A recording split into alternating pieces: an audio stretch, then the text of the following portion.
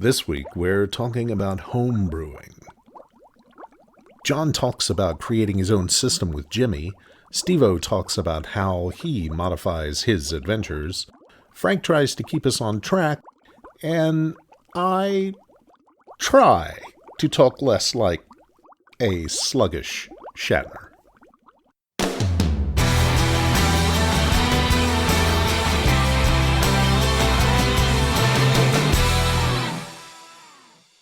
Hello and welcome to Roleplay Geeks. I'm your host, Frank.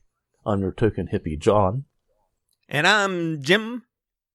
This is Steve. And this is Steve-O, a.k.a. the other Steve.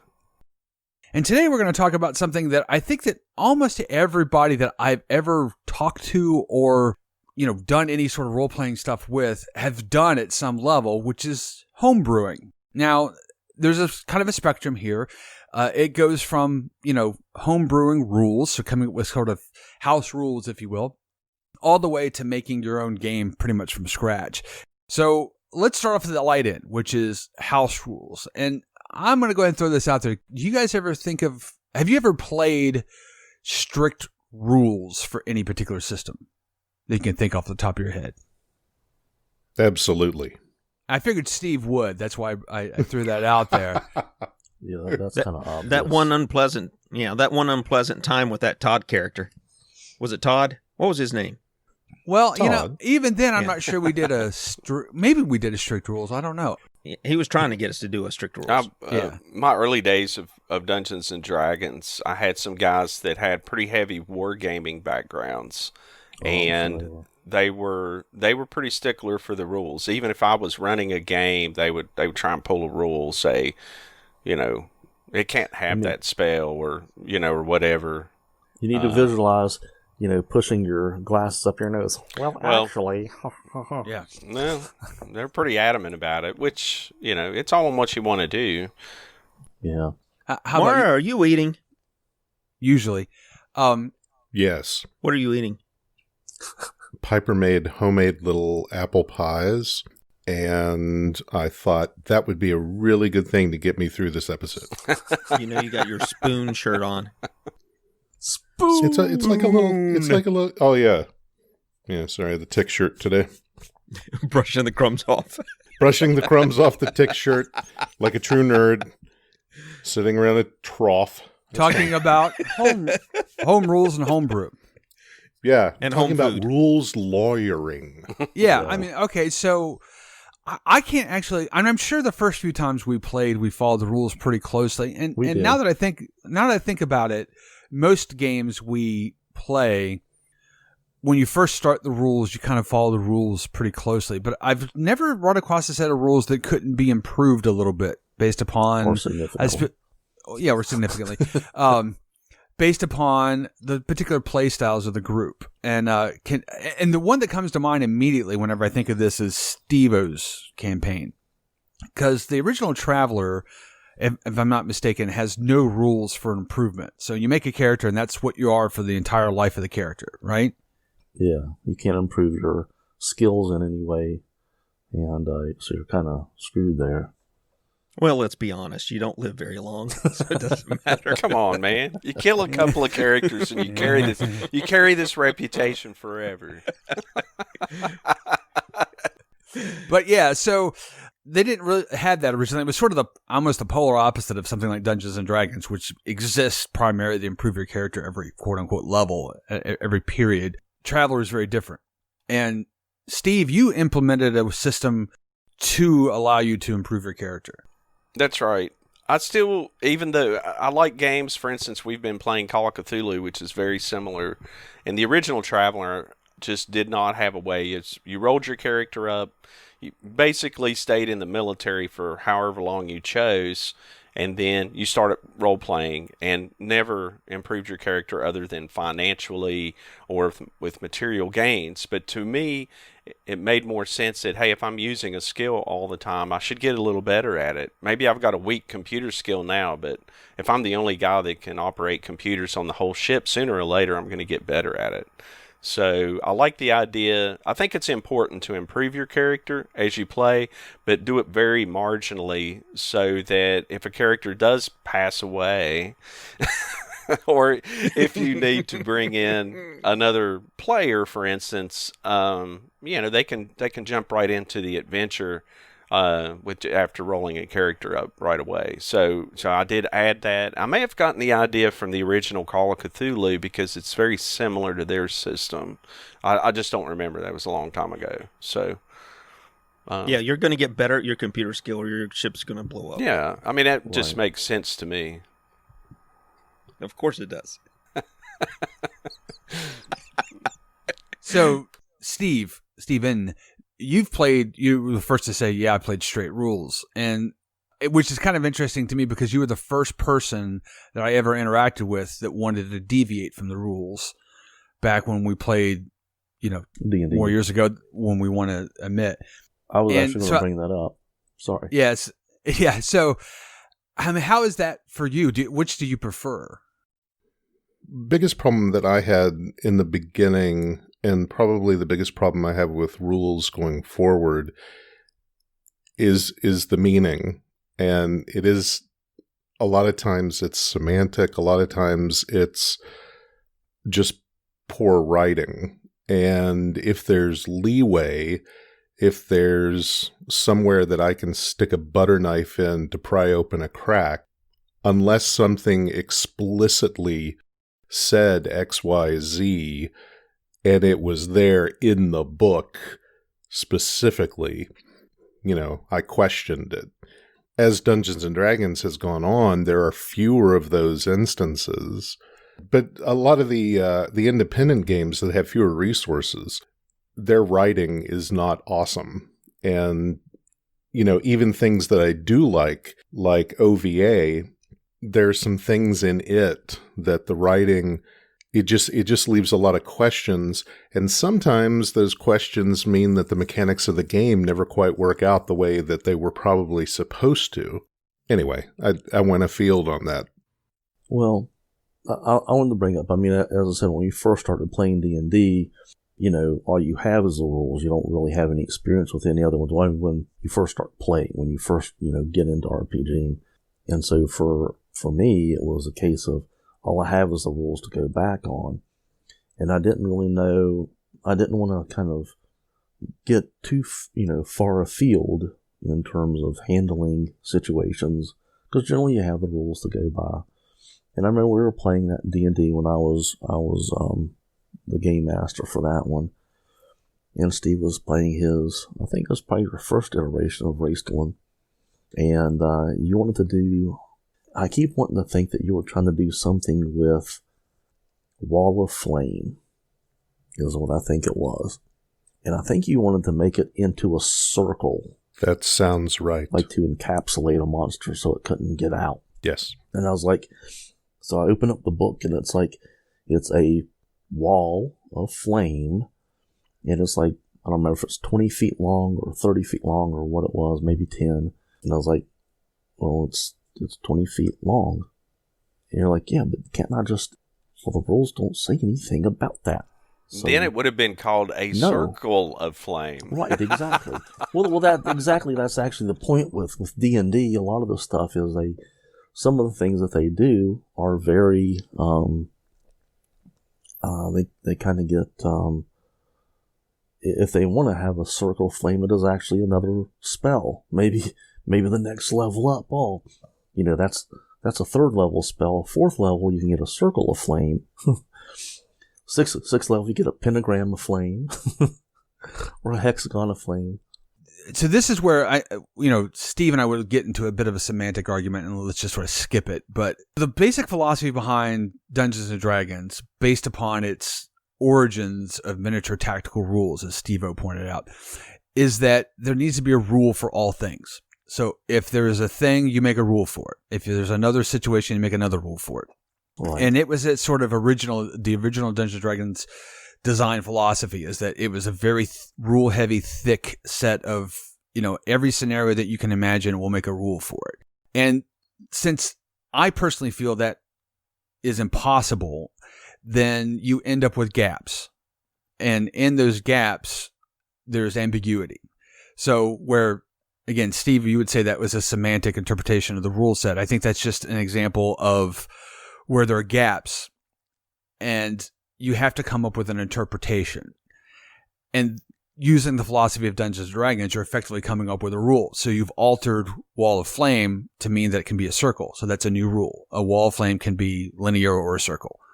And I think that's an example of a very light, incredibly light house rule, but an example of a house rule that if you go to another campaign, they make them, it's a wall. A wall's a wall, period. And there's nothing can be done about that. It's straight. It's perfectly straight. There's no curves, nothing. That's what it is, yeah. I think that's... But it didn't say that, and that was the problem. Exactly, that's true. No matter what type, in any given party, you'll find scenarios where it doesn't say specifically you can or can't do X, Y, or Z, because the thing that's great about gaming is it's a creative endeavor, and we came up with creative solutions to problems. And it's just impossible, I think, for any rule set to cover every creative possible solution to a problem. For sure. But I would like to point out, when you're talking about rules, for instance, we've been playing Call of Cthulhu, which we've talked about quite a bit, 7th edition, which I've been running, and been many years since I have played Call of Cthulhu. And Chaosium in this game uses what's called the basic role-playing system. It's very simple. You don't have a bunch of charts and modifiers, very few things to resolve combat. But I will say that it's neat. It's nice and comforting. For instance, when John was using an automatic weapon, I couldn't remember the exact rule because, again, this is kind of a new rule system for all of us. So I looked up the book. I grabbed the book and I pull it out and I say, okay, this is how it works when you fire an automatic weapon. And you guys were all patient about it. But because it is such a simple rule system, it's very easy and quick. And I think it's comforting when everybody in a combat situation falls back on a rule set that's there for the NPCs and the player characters, that we're all kind of, it's all fair, in other words. I mean, I always think the game master, of course, has the final say, but then you feel like it's fair if, okay, these guys are using these weapons against me. They have to adhere to the same rules of range, hit die, and whatever. So Jimmy's been really quiet during this whole conversation thus far. And I think that's kind of interesting because I actually think he is the most house rule-y of any of the game masters I play with. You think? Yeah, I think... That's because I'm lazy. That's all you got to say? You think? Oh, I got lots to say. Lots to say, but I don't know if we're there yet, right?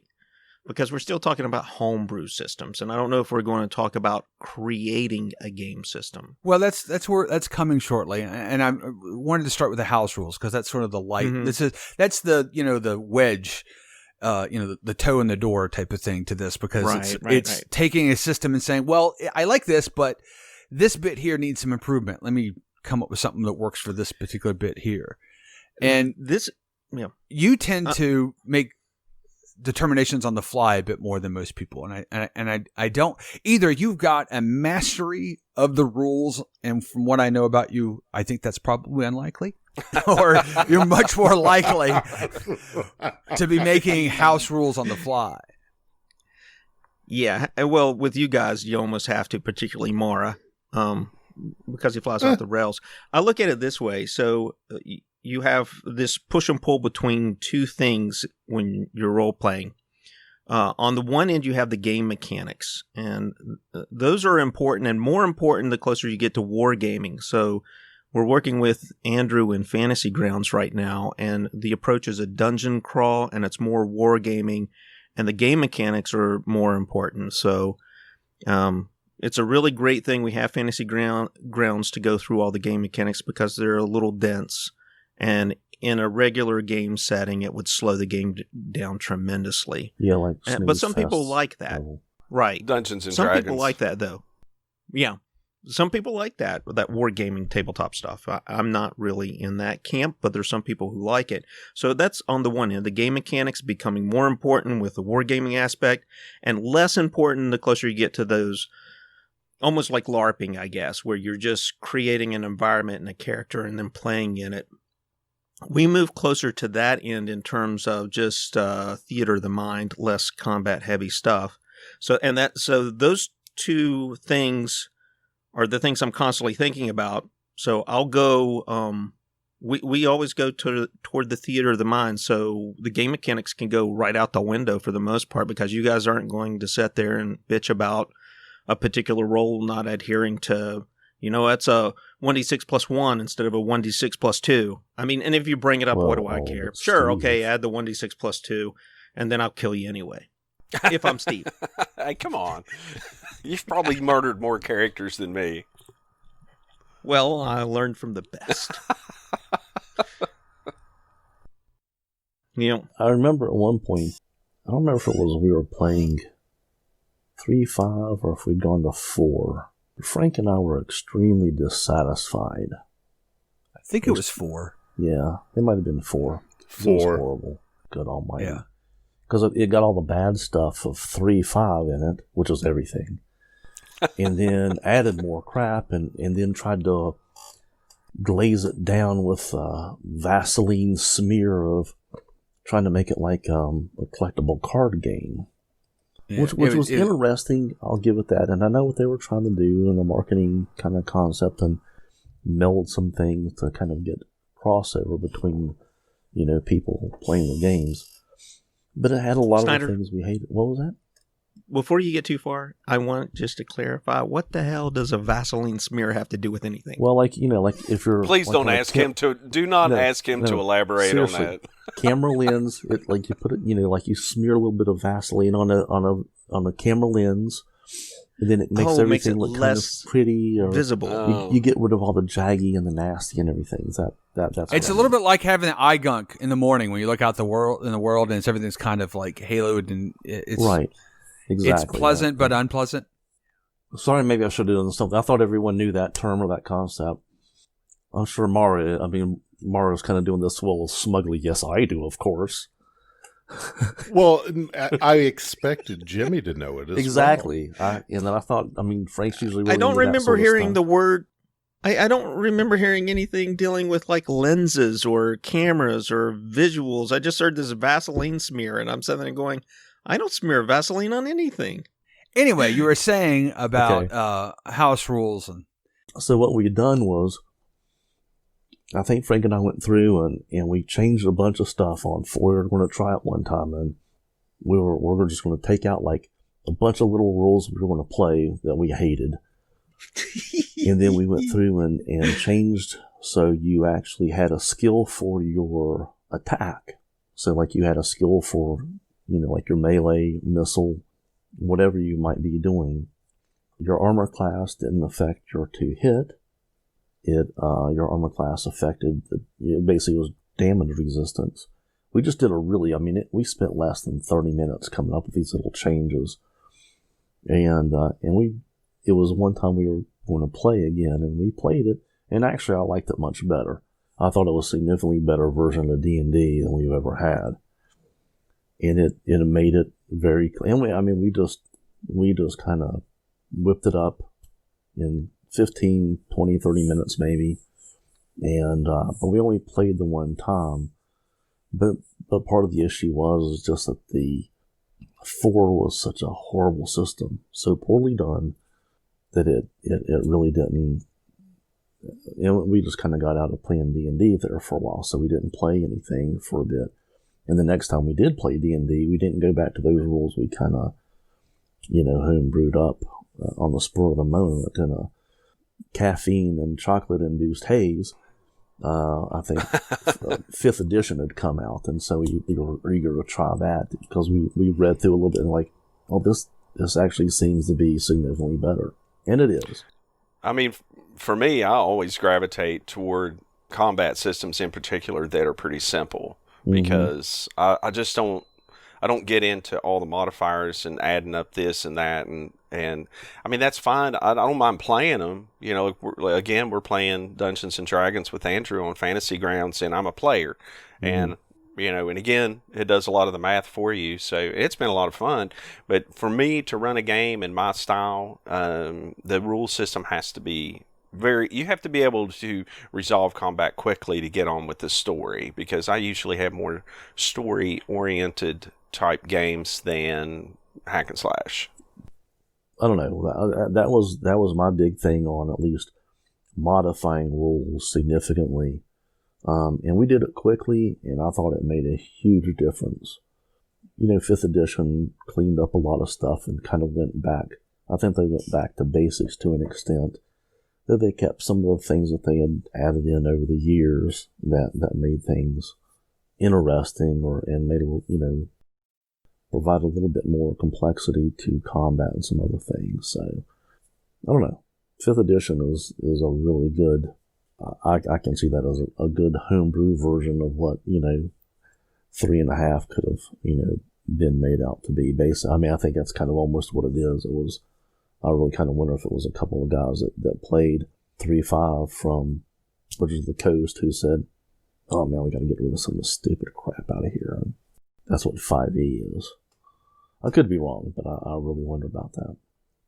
So, Stephen, going back to where we started with this podcast, you had said that you were one of the few that played straight up rules, and I'm willing to bet that a lot of that was either 3.5 or D&D 3.5 or Pathfinder, because it's so rules heavy. Is that true? Sorry, the hounds are loose upstairs. The pitter-patter of tiny feet going back and forth on hardwood floors. Don't hear it here. Is that children or dogs? Both. Children leading the dogs. So, well, it was everything, because I encountered it with Marvel in Tennessee. I encountered it with Dungeons and Dragons when I moved back to West Virginia. I encountered it playing Rolemaster. My God, Rolemaster. That was really outside of us trying to figure out the rules and what you could bend and what you couldn't growing up. Rolemaster was the first time that I thought, there are too many rules. Actually, I have to disagree. Way too many rules. Oh my God, why? The thing is, the books are chock full of tables, and the idea was to you put all of your. I mean, it was kind of ridiculous. Almost every kind of attack. I think you literally had one for daggers, one for swords, one for halberds. Almost any kind of attack had its own special table. And so you had a matrix that you went by how well you rolled versus what the opponent was, and you were looking on the table one specifically for longsword.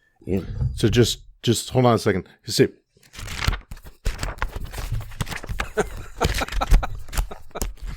this is the sound effect of going furiously through the source books that my buddy had every time we had something that needed. I will say that system, more than any other I've interacted with, begged for a computerized Fantasy Grounds type of implementation. Right. I mean, if it was automated, it would have been very svelte. But I'm going to both agree and disagree with both of you, because I actually don't remember that rules outside of combat being radically difficult or complex. Exactly. That's my point. In depth. They tried to streamline. I know it doesn't sound like it, but they tried to streamline their combat. So you just looked at one chart. You made your roll. There's your value. You're done. Move on to the next thing. And it was all encapsulated in one table. And I know the problem with it is that was one table for 200 different things, because it did it for spells. They had it for whether you had claws or a dagger or a bow or anything you're using had a different damn thing. Hey, did it have like a different result set of results for each type of weapon? Oh yes, that was the issue. So you had to go to an encyclopedia. Basically, yeah. It was huge. What happened? There's a lot of games like that out there. Yeah. And it was not for me. Well, and nope. There was also leveling up. So whenever it was time to level up, essentially you had to go away for a few hours. Yeah, it took a while. And that's even assuming you're not a min-maxer. If you're a min-maxer, I would imagine that would be like a weekend to level up, because you'd have to go through and do a lot of analysis to figure out what. So those 2 bits were so cumbersome, but the rest of it doesn't stick out to me as being particularly rules heavy. But I don't remember them, so it may be that I just don't remember them. It was table heavy, and it was difficult to do your actual, if you didn't, like what I did was, I think one time when I tried to run it, I tried to photocopy a couple of tables, and like for bow and for sword and a couple of the other things that I knew everyone was using. So I just had like 5 sheets of paper I just had to go through and like, oh, here it is. Okay, roll. You're good. Okay. And do it that way. So I'm not going flip, going through pages trying to find the damn table. So that was an issue for me. I thought the problem was when I started really analyzing the data, because I'm very heavy into analyzing numbers. So when I started looking at it, I'm like, man, this could all be chopped down to maybe 3 tables. All of it. Just chop it down to 3 tables. So what you're saying, John, is that Steve Morrow was exactly correct, and that the game mechanics and rules were just so he said rules too heavy. taxing. He said rules heavy. That's why I disagreed. Well, maybe he misspoke. Right. I read it as the game mechanics. The game mechanics are heavy. The game mechanics were the combat mechanics were heavy. Obtuse. Perhaps we should say cumbersome. That's the right word.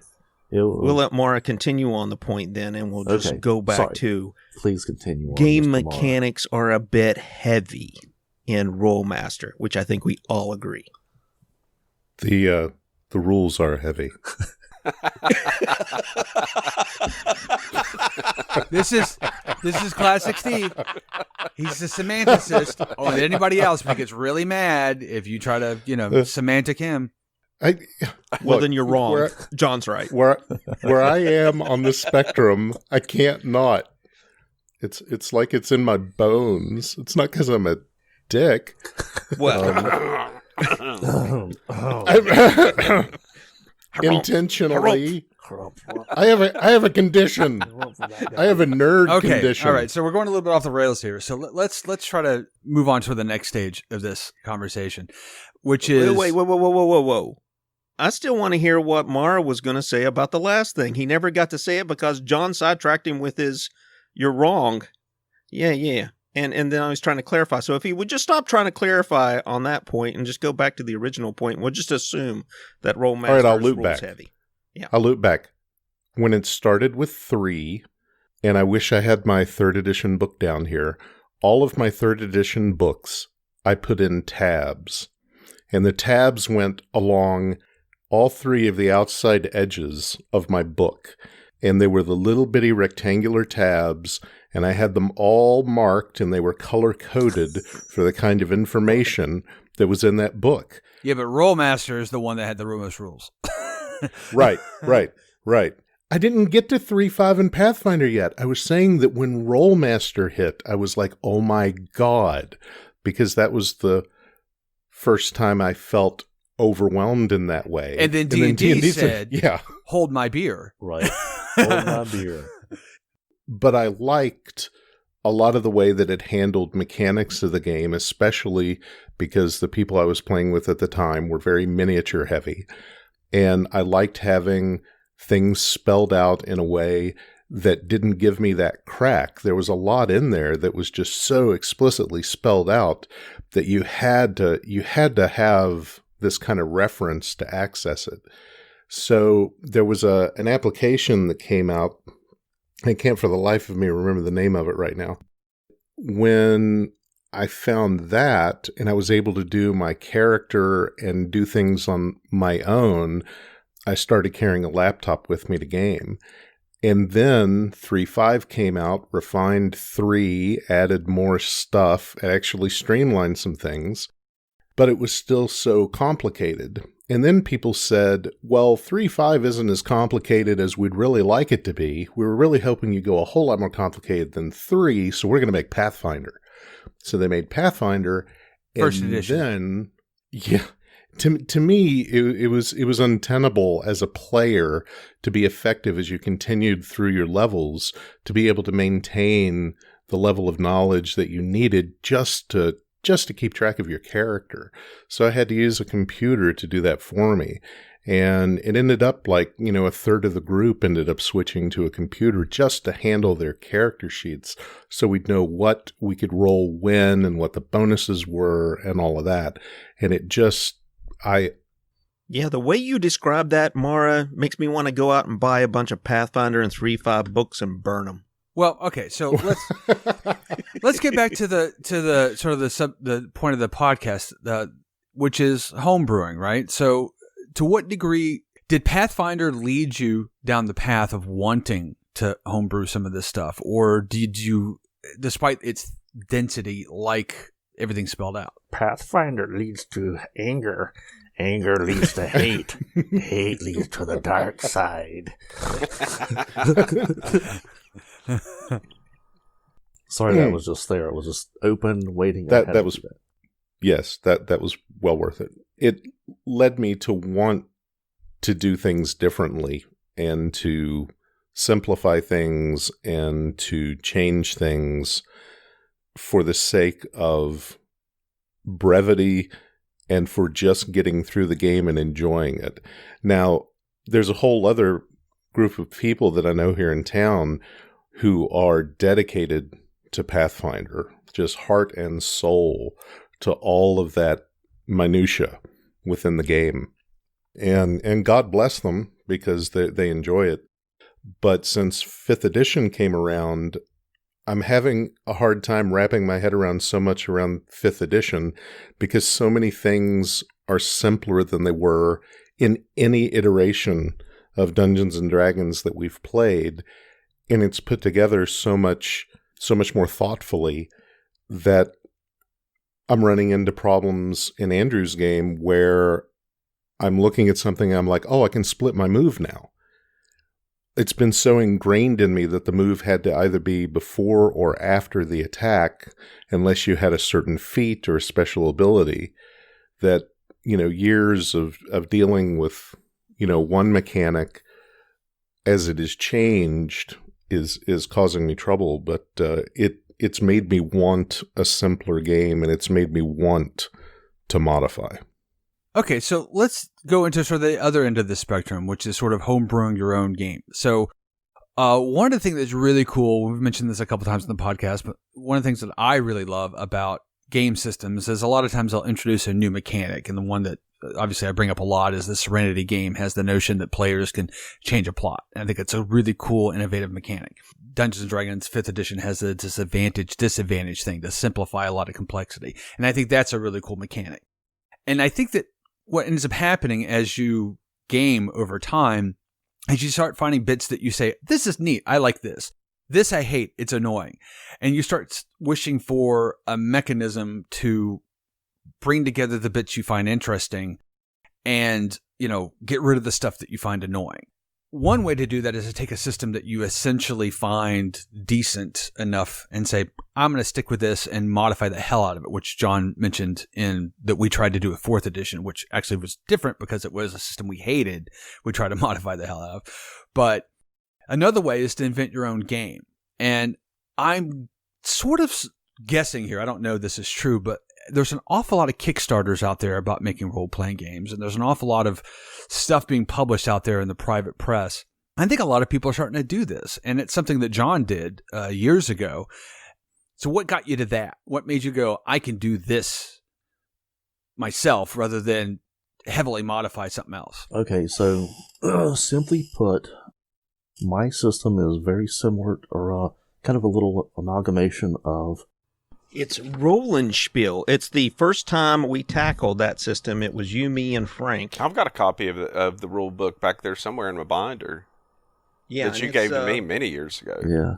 Yeah, and it essentially is the start of the system you're currently still working on. So the basically it is kind of a mix between GURPS and Rollmaster is the simplest way to try and explain it to someone. As I said, I kind of thought that, in Rollmaster, a lot of the tables could be boiled down from 3,000 tables down to about 3 or something along those lines. And with a little bit of modification, feasibly down to 2 or 1. And that's kind of what I came up with. And then I liked the idea of GURPS, where you kind of created and crafted your character, kind of the character points. Every bit of it. You didn't roll for your attributes. And I liked the fact that you could kind of have this in Rollmaster again, where you could have multiple kind of characters that kind of were a mix between, 2 different classes of D&D. Like I don't remember what's called, a spell sword or whatever, but it's a magic using fighter. Like, well, I like the idea of that. Well, why not just have it so you've got some skill in a sword and armor and using a shield and stuff, but you can also cast some spells. So I like this idea of just being able to do whatever. If you want a skill in something, buy it. And when you're doing, character creation. So that's exactly what mine has. You basically can take any skill, anything you do in it. And then the other side of it also, and this whole side of Magic is all because of Steve Morrow. 100%. It's all because of you. It's your fault. Oh, It is. my fault. The idea was that, Damn it. in D&D, it just said you could do a wall of flame. And that was it. Which just seemed ridiculous that there was no, there was nothing about, you could do, they didn't even have anything in there that you could make it wavy or you could have it circle about on itself. None of that. I wanted to have it so that you could just create your own, spells entirely. So this whole thing started off as really a set of mechanics that came together. So how many pages in the original edition there, Jim? I have Guess. no idea. 5, 10, 80? Well, this is like one printing of it, and I've got a book over there. It's probably got like a couple 100 pages in it of all these different things that we did, including like skills. And I think you and I wrote most of the skill stuff out. I did most of the magic system. That was something John and I talked a lot about because of Mara. I think he was the impetus for it. But Well, the incident we didn't talk about is in Dungeons & Dragons that, Steve or John referenced the Wall of Flame thing, but there was a point where I remember, and I don't remember what 2 spells they were, but there was a question that Steve had, something like, could I take this spell and factor it through that spell? Right. And, make a kind of a chain thing. And there's no real rules for that it certainly makes sense if you think about it, but there's no rules for that in D&D. So that type of complexity is what this is attempting to address. Right. yeah, I think the original rule set we came up with for the magic system was a little bit too complicated. Where it's headed now is a little bit more streamlined. We had all the original concepts, which were like assigning a certain number of magic points, and then you could draw from that pool of magic points. And then you could apply those magic points to form your spell on various things like the distance to the target, the number of targets, the amount of damage you want to do, or if you're conjuring something, how big or how smart it is makes it more difficult to conjure, so you'd use more spell points. So we had all of that basic idea in there, but it added additional layers of, we had schools of magic. So if they were opposite schools of magic and you were trying to blend them together, so you were trying to blend water and fire, that was built into that system. It became really complicated. I think it's a little bit more streamlined now with what John's doing, which is better.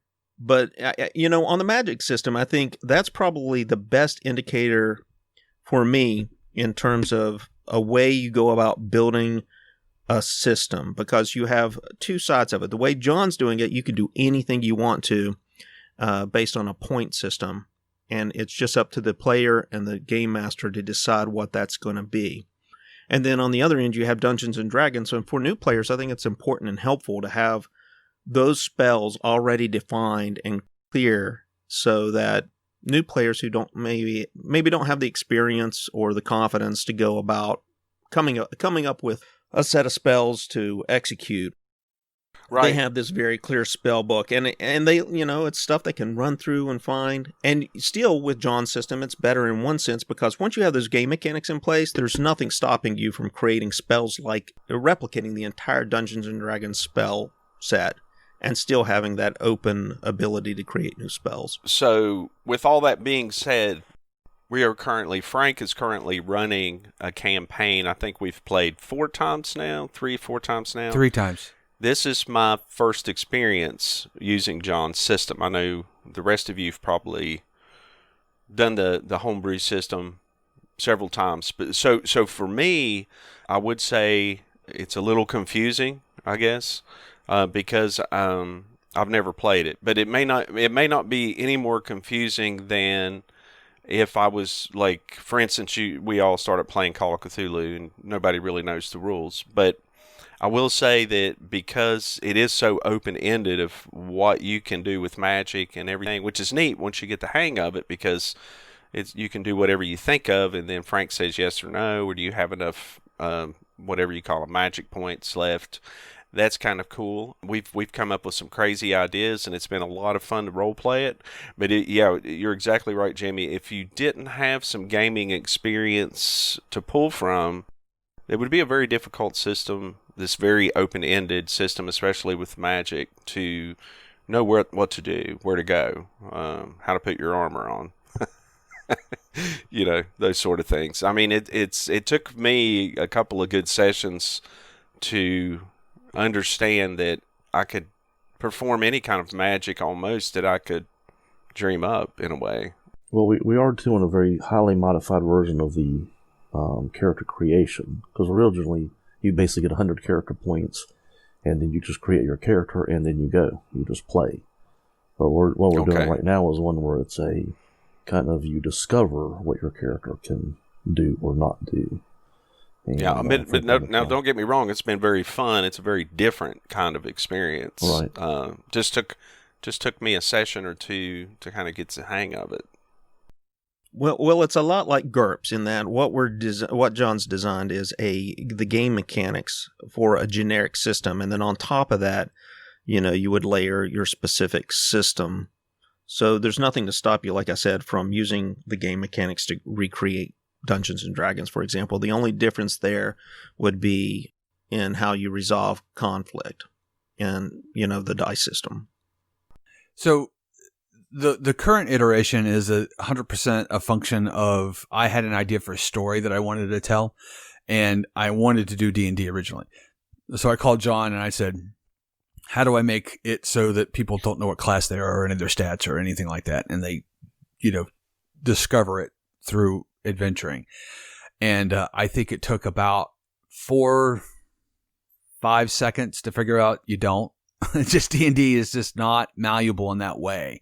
At least I'm not smart enough to figure it out. But I did sort of determine pretty quickly that John's basic system could be malleable in that way. Now, whether it's working or not, I think it's something that an actor, after the campaign is over, did this work? Did this not work? And there's a lot of tweaks that I've been doing along the way subtly, because some of it is, okay, that's not really working. I need to change this bit. And I'm not I personally am not super satisfied with the direction it's going, but it's the first playthrough, and that's normal. I think if we play it in the future, it could be altered to address some of the issues that I'm having as a game master with it. But I think it's an intriguing thing to do, which is sort of start figuring out your own ways of doing role playing, because the point is to tell stories and have fun with each other. You are often not satisfied, whereas the players are. That's true. I think it's true for most game masters. It's been a lot of fun. I mean, I've three-legged goats, elephants, trying to cross a river, turn invisible. All these. I mean, anything you can think of, and everybody's like, whenever somebody thinks of something unusual, it's really neat. Yeah. Well, I think again, let's give mad props to Steve Morrow on this, because essentially what happened was I kept saying anybody could do anything, and I was like, okay, I wonder how about if I did like a, and then Steve went, here's what I'm going to do. And then everyone went, holy cow, that's neat. What if I tried doing that? But it's a little bit like, to use a music analogy, it's like everyone was playing sort of straight chords and stuff. And Steve went, I'm going to do these weird jazz arpeggios. I went, oh, I didn't know we could do that.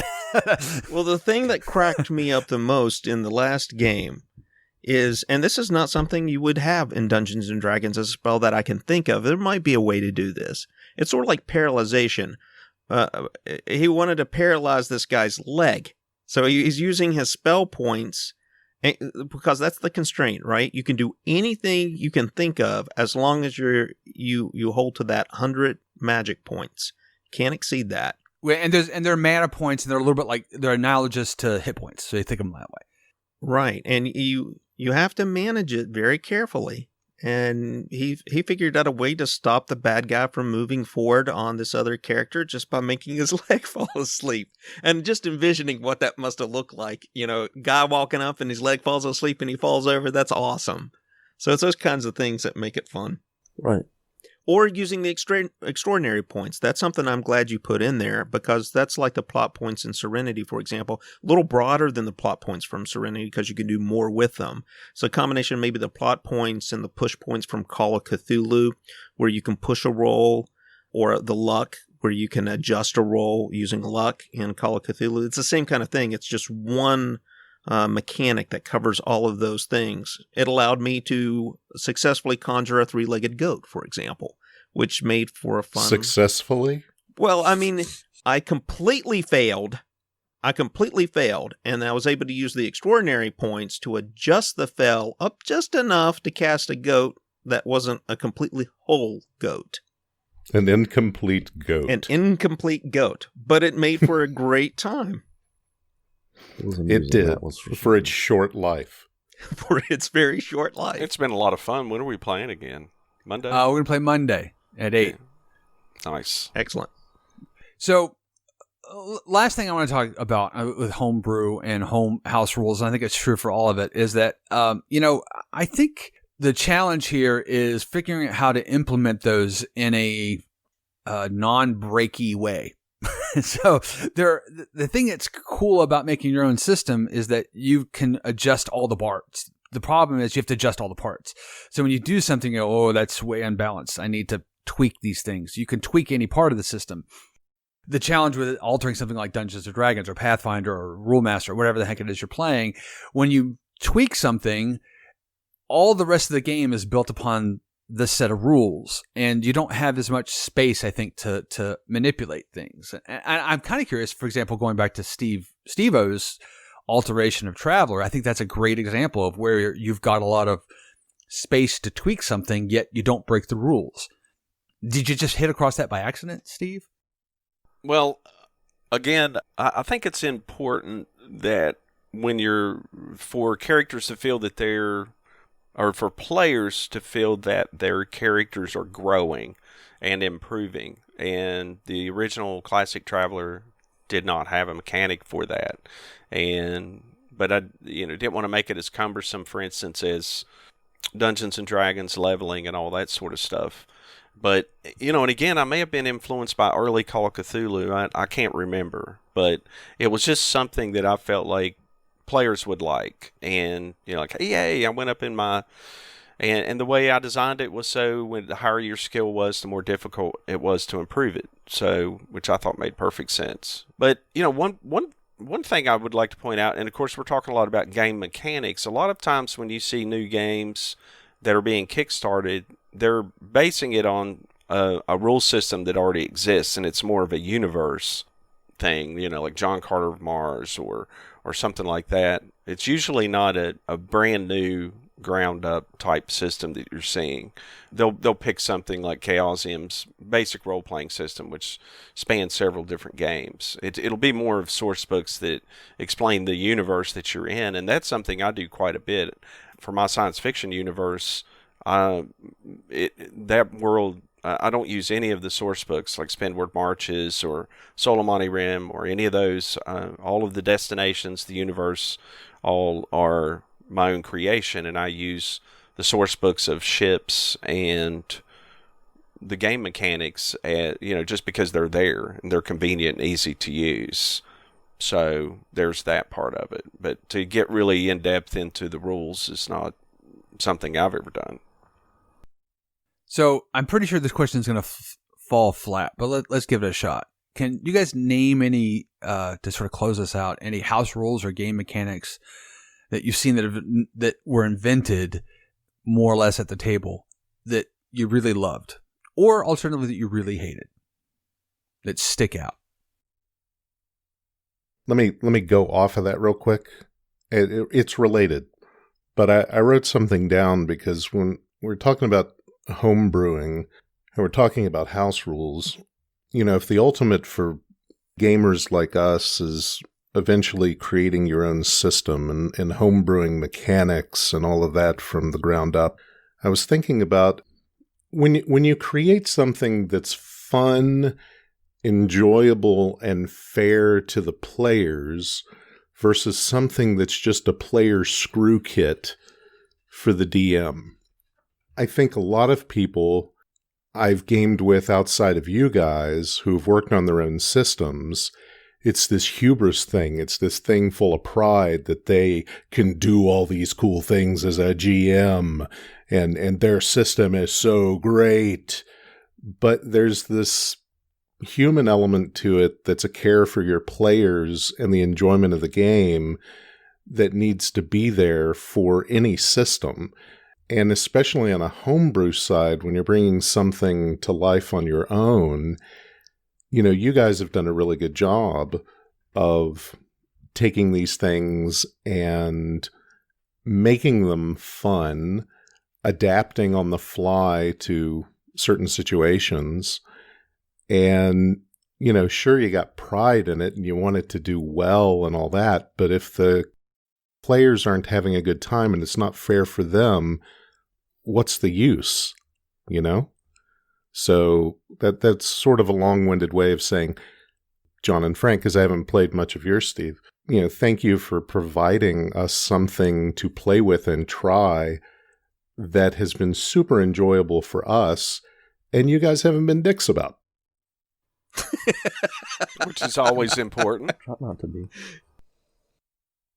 I'm not sure whether to interpret that as like other people I played with or like you normally are. I think like you normally. It could go either way. I mean, let's be honest.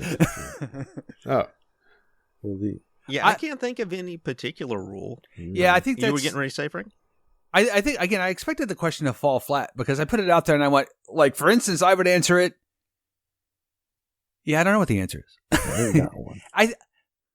I think it's one of those things that you just sort of, to use Steve's great answer of, you massage it for the moment a little bit and say, well, this works to present a challenge to the players, but it's still fun for the players. And that's always a tricky bit.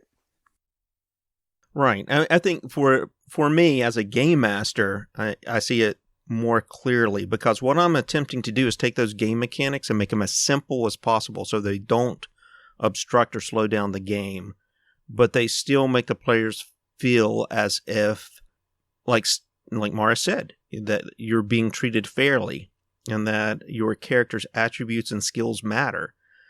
So when I'm doing a particular task or challenge, you got to find that balance between realism and playability.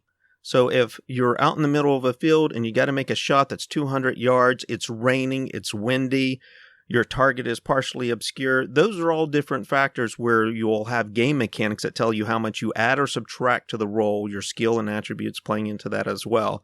If I'm sitting there and having to go through a book to look all that up every time somebody has to do a skill check, I'm just not going to do it. I'm going to just come up with a difficulty number I think that's representative of the situation, and you get a feel for that up and down and try to stay consistent within a system. The initial game mechanics might be very complicated and start informing those decisions, but after a while, it boils down to, this is the number you got to roll over, roll your dice, add your skills and attributes, and tell me what that number is, and it's either thumbs up, thumbs down. Right. And that's really the goal, I think, at least for me as a game master, is to boil a system down to that. Yeah. Well, I mean, Jamie and I kind of actually did that, both kind of do that, where we just come up with a target number, the threshold you got to hit kind of quickly, And that's kind of what my game system was supposed to, meant to be like, is that it has very, like basically you have a table, it's a matrix. You have your rolls on the left side, what value you rolled, and across the top you have 10 ranks of your derivatives and your summations, right, and your derivatives. But you have your different classes of weapons, of what, which ones do a certain amount of damage or whatever. And so you basically, cross-check that to get a number, and that's the damage you do. I modified it and just said, well, I reduced that number by a certain amount and go, you can roll that many 6-sided dice, just to make it a little bit more fun, because Frank especially has as he said before, I think in our last podcast, he has a crap ton of dice. And so I was like, well, Frank likes to roll dice, so I'll put this in here so Frank can roll a whole bunch of D6, and it makes you feel good. You're like, oh my God, look how many dice I'm rolling. Yes, most of them usually come up 1. Well, but true, anyway. but that's beside the point. Yeah, but they may not. That's just the basis of Las Vegas, right? It may not. Right. Unless I'm rolling, and then as a player, almost every time it's going to come up 1 or 2. That's true. But then, but the thing is, like, I tried to make things so it was very simple. So you have like some simple stuff of whether it's, partially hidden or any number of things like that. So you have some things to subtract out from the roll, or you add to the roll, and then armor is a damage reduction. So you get your value, your armor, and basically from your roll, you also know automatically where it hit. Like 0 is a headshot, so if you roll a 20, that 0, that one's place, is what you use to determine the location. A 0 is a headshot, a 1 through 5 is torso, 6 is left arm, 7 is right arm, 8 is left leg, 9 is right leg, and you're done. Boom. You got your one roll, tells you everything you need. I tried to go for simplicity. That was a big thing I was hitting there. And this is a bit, I mean, just to sort of sum up the point that Jimmy and John are making, is that there is difference in simplicity. So John can calculate this stuff in his head in about 4 nanoseconds, whereas Jimmy and I have to go, okay, wait a minute, hold on. And then you subtract, and then you take the derivative of, and then, okay, wait a minute. And where on the chart, it's a little more work. And I think this is an interesting follow-on topic we can talk about, which is, at some point, we can have a conversation about automated tools, right? So this game system would benefit greatly from a Fantasy Grounds-esque calculator for some of us. Right. In John's case, it's not necessary, but he's because he's got a lot of it memorized. Right. And so, you can use some of these automated tools to simplify some of this stuff. But again, that's another topic. So let's just sort of, to wrap this up, home rules are great. Don't be afraid of them. Use them, but, tweak them as you go, play test them. And at the same time, if you find that you want to make your own sort of system that's sort of the amalgamation of all these different things that you pull from other rule sets, that's great. But again, beware that things have to flow together. And I think that really Steve nailed the guiding principle, which is something you want. This is supposed to be a fun game that you have fun playing with your friends for fun. So if it's not fun, if it's not about you smacking people down, it's a good way to approach doing this sort of thing. Right. And it can be a lot of fun. I've overused that, but that's really the point of this entire hobby. It can be fun to make your own system and play it and see what works and what doesn't work, and just enjoy yourself with it.